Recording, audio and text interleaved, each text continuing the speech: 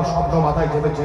হ্যাঁ মনে করছি রাজামশাইকে দিয়ে শ্যামলীকে যদি তুলে আনতে পারি, শিউলি আবার আমার সাথে এসে পড়বে।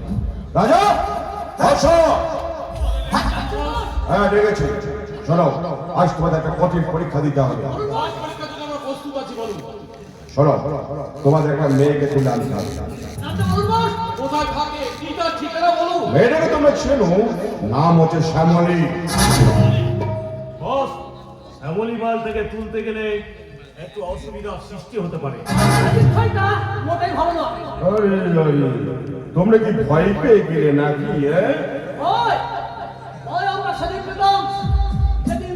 লেখাপড়া করে চাকরি করার স্বপ্ন দেখতাম। সৎভাবে বেঁচে থাকার জন্য সব মানুষের দরজায় দরজায় হন্য হয়ে পড়ে থাকতাম সামান্য একটা কাজের আশায়।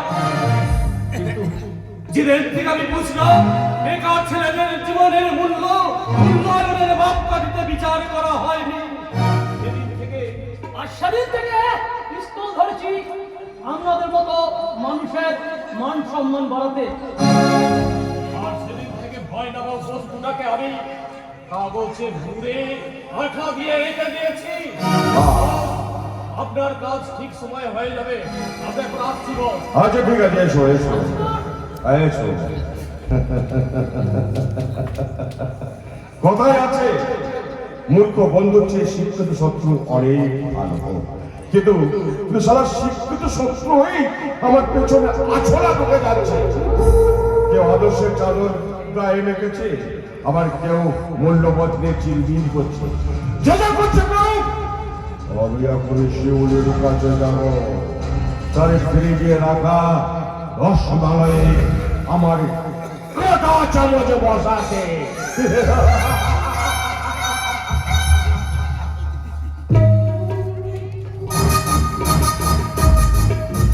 আমার জীবনে একটা বড় ভুল হয়ে গেছিল। কিন্তু কথাটা কি সেটা তো তুমি এখনো বললে না। বলবো আজ তোমাকে আমি সব খুলে বলবো। আজ থেকে 22 বছর আগে আমি একজনকে ভালোবেসেছিলাম এবং তার গর্ভে একটা সন্তান এসেছিল। সে আমার ভালোবাসাকে আমি ফিরিয়ে দিয়ে সেই মাসে আমি তোমাকে বিয়ে করেছিলাম। জানি না সে এখনো বেঁচে আছে কিনা। আচ্ছা সমাপ্তি, সে ফিরে এসে যদি সিঁদুরের অধিকার ফিরে চায়, তুমি পারবে তার কেন পারবো না? আমি কেন পারবো না? সে এখন কোথায় আছে? তুমি কেন ভুলে যাচ্ছ? আমি তোমার অর্ধাঙ্গিনী, আর তোমার জীবনের সত্যিকার অর্ধেক আর আমার। তাহলে আমি কেন তোমার ভার মাথায় নিতে পারবো না?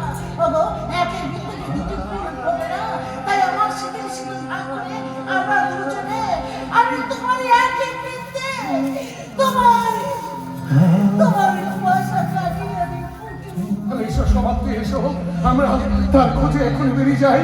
আমরা তাকে সঙ্গে করে ফিরিয়ে নিয়ে আসি। চলো। এখনো ফিরলো না। আমার তো ভীষণ চিন্তা হচ্ছে। তোমাকে কিছু করতে হবে না, যা করার আমি তো করব। আপনি আবার এখানে এসেছেন কেন? বেরিয়ে যান আমার বাড়ি থেকে।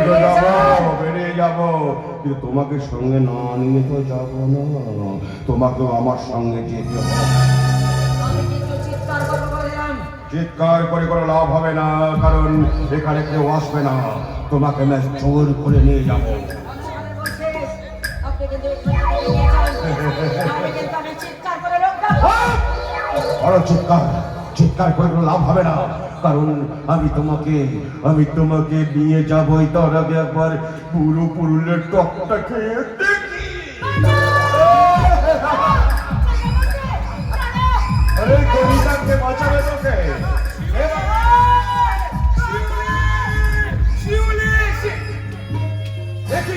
দেখি বঙ্গবন্ধু, তুমি এখানে কেন? আমাকে দেখে দিবে অবাক হচ্ছ নাকি? অবাক হওয়ার কিছু নেই, আমি ছিলাম, আছি, থাকবো।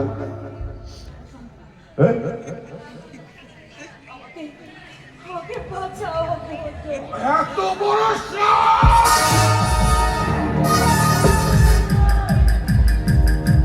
হাতটা সর, কলার থেকে হাতটা সরা, নইলে পেটটা ফুটো হয়ে যাবে। হ্যাঁ হ্যাঁ শোন, ব্যাপারটা হচ্ছে কি যে আমি তোকে বাঁচিয়ে রাখবো না, কারণ তুই বেঁচে থাকলে আমি বেঁচে থাকতে পারবো না। তাই তোকে আমি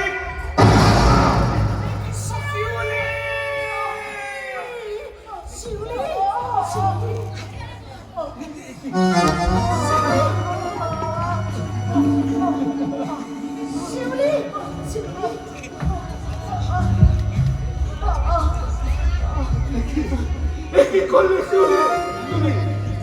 তুমি আমাকে বাঁচিয়ে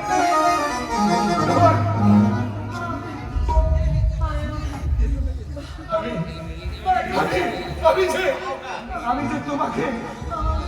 যে তোমাকে ফিরিয়ে নিয়ে যেতে এসেছি শিউলি।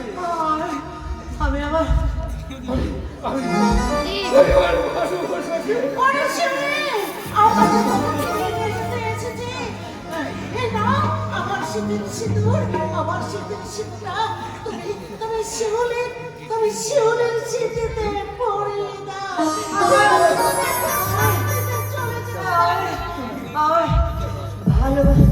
ভালোবাসাকে জি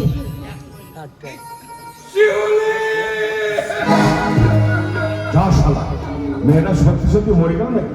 তাহলে কি হবে? না আমার পালাতে হবে।